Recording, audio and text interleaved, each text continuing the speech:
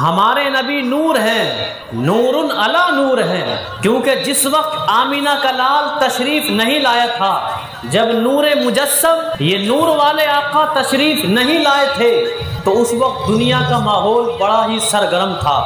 ہر طرف کفر و شرک کے بادل چھائے ہوئے تھے، ہر طرف ظلمت کدا تھا، ہر طرف گناہوں کا سمندر موجیں مار رہا تھا، ہر طرف شیطانی جماعتیں نکلی ہوئی تھیں، ہر طرف انسانیت کا خون چوسا جا رہا تھا، ظلم و تشدد کا بازار گرم تھا، حقوق کی پامالی کی جاتی تھی، نہ بھائیوں کے حقوق کسی کے پاس تھے، نہ والدین کے حقوق کوئی جانتا تھا، نہ اولاد کے حقوق کوئی جانتا تھا، نہ ہی بیٹیوں کے حقوق کوئی جانتا تھا۔ ایسا ظلمت کا دورہ تھا، ہر طرف عیاشی اور مکاری عام تھی، شراب نوشی عام تھی، ہر طرف بت پرستی عام تھی، کوئی کسی کی بت پرستی کرتا تھا، کوئی آگ کی عبادت کرتا تھا، کوئی سمندروں کی عبادت کرتا تھا، کوئی ستاروں کو پوجتا تھا، کوئی چاند کو اپنا خدا کہتا تھا، کوئی سورج کو اپنا معبود کہتا تھا۔ اللہ تبارک و تعالی نے 12ویں کے دن آمنہ کے لال کو دنیا میں بھیج دیا، اور آمنہ کے لال نے اس ظلمت کدے میں آ کر کے اجالا کر دیا۔ ظلمت کدے میں آ کر جدھر ہر طرف تاریکی چھائی ہوئی تھی، سب طرف اجالا کر دیا۔ نہ فرشتہ تھا نہ آدم تھے، نہ فرشتہ تھا نہ آدم تھے، نہ ظاہر تھا خدا پہلے، نہ فرشتہ تھا نہ آدم تھے، نہ ظاہر تھا خدا پہلے، اور بنے ساری خدائی سے محمد مصطفیٰ پہلے، بنے ساری خدائی سے محمد مصطفیٰ پہلے۔ اور اعلیٰ حضرت کیا فرماتے ہیں کہ صبح طیبہ میں ہوئی بٹتا ہے باڑا نور کا، صبح طیبہ میں ہوئی بٹتا ہے باڑا نور کا، صدقہ لینے نور کا آیا ہے تارا نور کا، صدقہ لینے نور کا آیا ہے تارا نور کا۔ اور لکھتے ہیں میں گدا تو بادشاہ بھر دے پیالہ نور کا، میں گدا تو بادشاہ بھر دے پیالہ نور کا، نور دن دونا تیرا دے ڈال صدقہ نور کا، نور دن دونا تیرا دے ڈال صدقہ نور کا۔ اعلیٰ حضرت فاضل بریلوی رضی اللہ عنہ نے یہ جو شعر لکھا ہے قرآن کی اس آیت کے مطابق ہے، جس میں اللہ تبارک و تعالیٰ فرماتا ہے وَلَسَوْفَ يُعْتِيكَ رَبُّكَ فَتَرْضَىٰ، اور اللہ ارشاد فرماتا ہے وَلَلْآخِرَةُ خَيْرٌ لَكَ مِنَ الْأُولَىٰ وَلَسَوْفَ يُعْتِيكَ رَبُّكَ فَتَرْضَىٰ، یعنی اے محبوب ہم تم کو اتنا عطا کریں گے، ہم تم کو اتنا نوازیں گے کہ تم راضی ہو جاؤ گے، اور فرماتا ہے کہ تمہاری ہر آنے والی گھڑی پچھلی گھڑی سے بہتر ہو، یعنی آپ کی نورانیت اور آپ کے علم میں ہمیشہ اضافہ ہوتا رہے گا، بڑھوتری ہوتی رہے گی۔ رب تبارک و تعالیٰ آپ کو معجزات، آپ کو علوم غیبیہ عطا فرماتا رہے گا۔ وہ پھر فرماتا ہے وَعَلَّمَكَ مَا لَمْ تَكُنْ تَعْلَمُ، اور آپ کو اتنا عطا فرمائے گا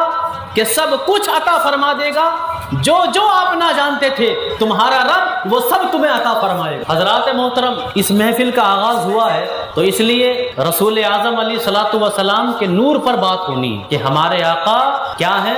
نور ہے، اور نور کا سایہ نہیں ہوتا ہے۔ رسول اعظم علیہ الصلوۃ والسلام کا سایہ نہیں تھا، کیونکہ روشنی کا سایہ ہوتا ہی نہیں ہے، نہ سائے کا سایہ ہوتا ہے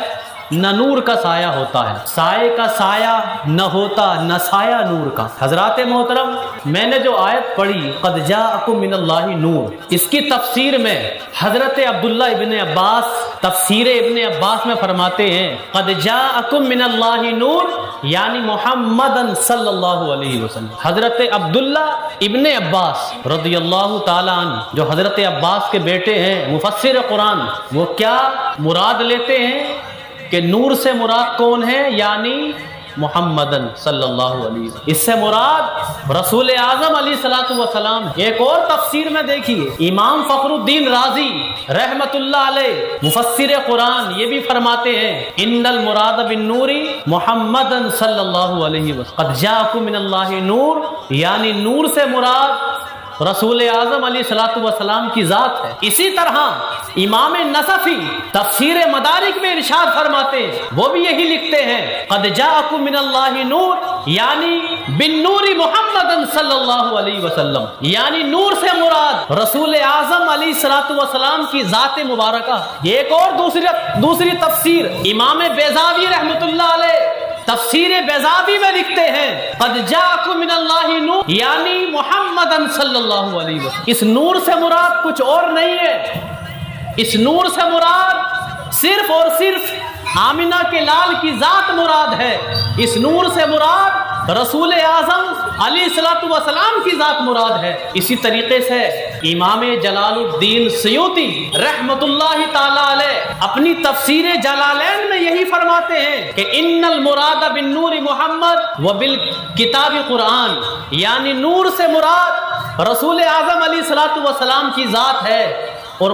کتاب سے مراد قرآن مجید ہے۔ اسی طریقے سے دیگر مفسرین حضرات فرماتے ہیں، محمد آلوسی رحمت اللہ علیہ اپنی تفسیر روح المعانی میں یہی فرماتے ہیں کہ نور سے مراد رسول اعظم علیہ الصلوۃ والسلام کی ذات ہے۔ اسماعیل حقی رحمت اللہ علیہ اپنی تفسیر روح البیان میں ارشاد فرماتے ہیں، قد جاءکم من اللہ نور، یعنی بالنور محمد صلی اللہ علیہ وسلم، نور سے مراد رسول اعظم علیہ الصلوۃ والسلام کی ذات ہے۔ اسی طریقے سے امام بغوی رحمت اللہ علیہ تفسیر معالم التنزیل میں یہی لکھتے ہیں، یعنی قد جاءکم من اللہ نور بالنور محمد صلی اللہ علیہ وسلم، کہ نور سے مراد آمنہ کے لال کی ذات ہے۔ اسی طریقے سے دیگر مفسرین حضرات اپنی اپنی تفسیروں میں جس نے بھی قد جاءکم من اللہ نور و کتاب مبین، جس نے بھی اس آیت کی تفسیر لکھی، اس آیت کی تفسیر اور ترجمے میں رسول اعظم علیہ الصلوۃ والسلام کی ذات مراد لی ہے۔ یہ سب وہ حضرات ہیں کہ جن کی تفسیریں پوری دنیا پڑھتی ہے، جن کی تفسیریں عرب ممالک میں پڑھائی جاتی ہیں، جن کی تفسیریں دنیا کے تمام مدارس میں پڑھائی جاتی ہیں۔ یہ وہ مفسرین اور بڑے بڑے امام المفسرین ہیں، یہ وہ بڑے بڑے امام ہیں کہ جنہوں نے اپنی تفسیروں میں رسول اعظم علیہ الصلوۃ والسلام کی ذات کو نور فرمایا، نور لکھا ہے۔ ان تمام کی کتب تفسیر سب بڑے بڑے دارالعلوم میں پڑھائی جاتی ہے۔ حضرات گرامی، اس سے مراد حضور کی ذات ہے، تو نور سے مراد کیا ہے؟ حضور علیہ الصلوۃ والسلام کی ذات مبارک ہے۔ تو ان تمام مفسرین حضرات نے جو لکھا اس سے یہی ثابت ہوتا ہے کہ آمنہ کا لال وہ نورانی و عرفانی ذات والا تھا۔ آمنہ کے لال نور